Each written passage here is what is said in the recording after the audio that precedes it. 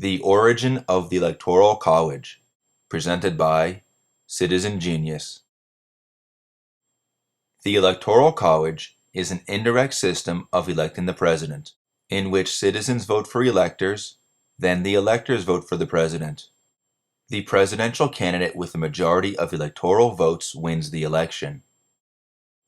The Electoral College is explained in detail in another video.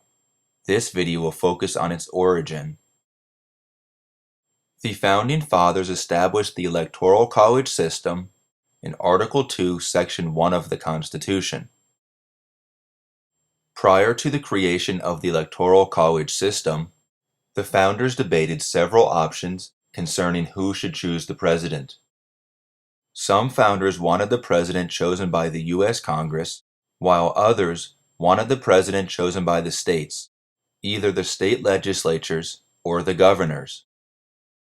Other founders wanted to give citizens the power to vote directly for the president. And some founders wanted electors to choose the president, although there were competing ideas as to who should choose the electors.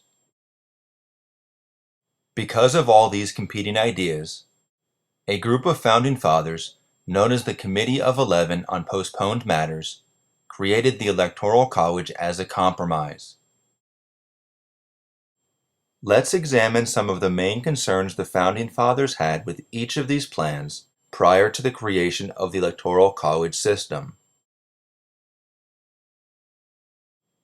A concern with letting the U.S. Congress elect the president was that the president might become subservient to Congress, and this would undermine the system of checks and balances.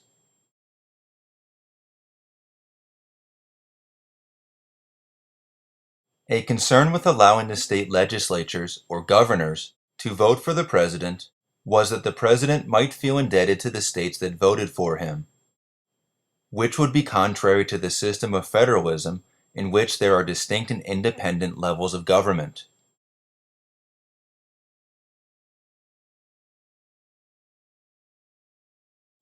There were two main concerns with allowing citizens to vote directly for the president, which is known as a national popular vote.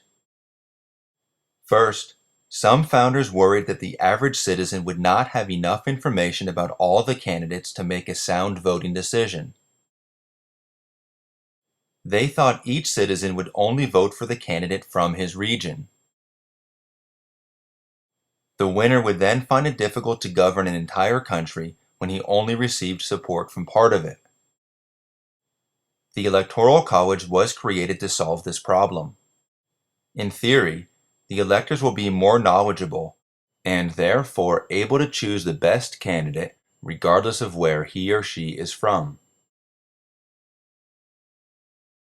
Some founding fathers also worried that, due to a lack of information, citizens might vote for someone unfit to be president.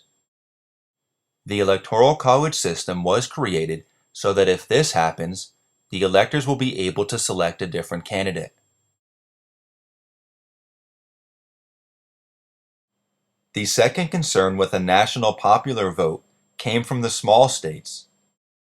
They thought that states with large populations would dominate presidential elections. This was of particular concern to the southern slave states because many of them had small voting populations since their slaves couldn't vote. Therefore, the North would have had more power to choose a president who favored the interests of the North. In contrast, the Electoral College system gave the southern slave states greater voting power because of how the electors are distributed. Although each state gets 2 senators, the number of representatives each state receives is based on its population, meaning states with more people get more representatives. Since the Constitution allowed 3/5 of a state's slave population to count when determining the number of representatives a state received, slaves significantly increased the southern states' representation in the House. Therefore, by combining the number of electors the northern and southern states got due to their senators with the electors they got due to their representatives, we can see that the Electoral College system gave the southern slave states voting power nearly equal to the northern states in presidential elections. The Electoral College underwent a significant change when the 12th Amendment was added to the Constitution in 1804. This change is too complicated to address here, so it is explained in another video. This has been a short overview of the origin of the Electoral College presented by Citizen Genius.